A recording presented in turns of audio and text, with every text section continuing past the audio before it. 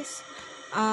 For today, tuturuan ko po kayo kung paano i-download yung Kinemaster ng walang watermark.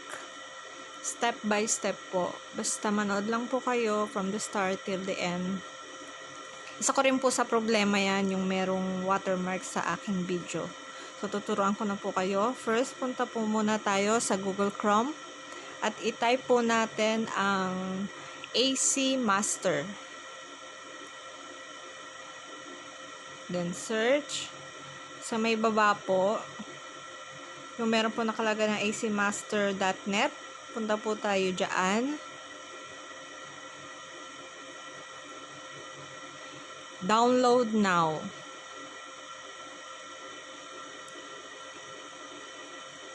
Download. And antayin lang po natin siya na ma-download. Waiting. Kung malakas po ang signal nyo, mabilis lang din po siya. Pero kung hindi naman po masyadong malakas ang signal, basta be patient po. Okay, install.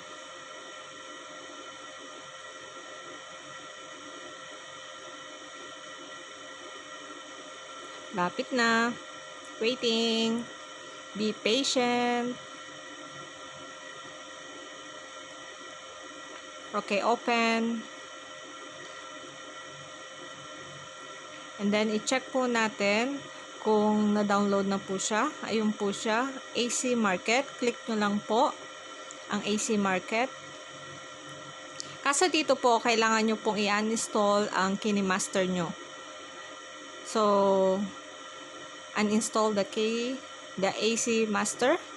Okay, delete.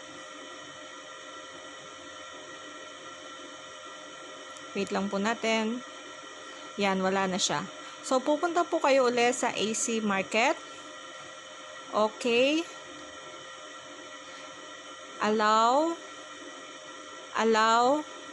Then, i-type nyo po ang Kinemaster, sorry. And then, click. Doon po sa may gitna, kiklik nyo po. Then, free download. Wait lang po uli.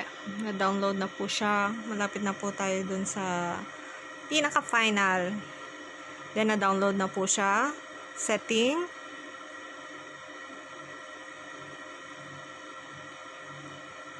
Install. Install po uli. And then, waiting.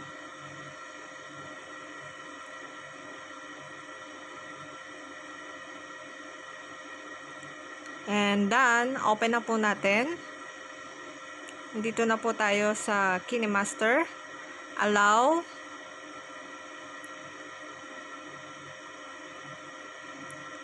Move lang po natin. Then start.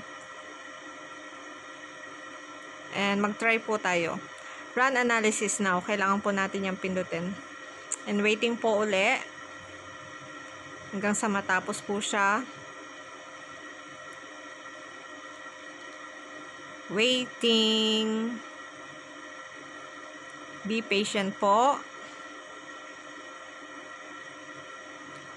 Medyo mahina lang ang signal. Waiting lang po.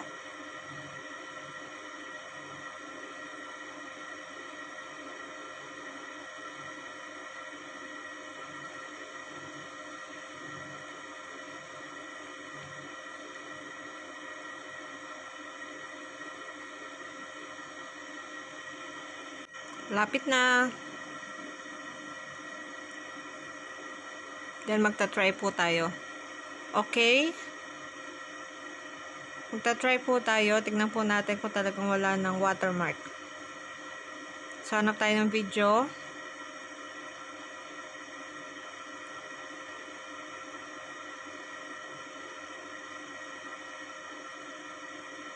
Ito. Gawin natin sample. Usually, di ba po, pag gumagamit tayo nito, laging may watermark after natin ma-save. Nandun pa rin siya. So, ito po, i-try po natin. So, i-save po natin. Nandiyan na yung video. Isa-save po natin. Export. Then, antayin lang po natin siyang ma-export.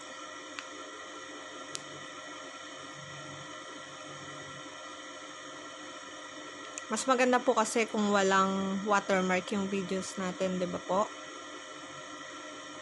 Pero pag doon po kayo sa original, kailangan po magbayad. Dito po, for free po siya.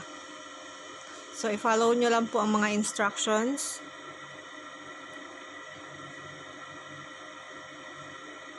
Malapit na. And done.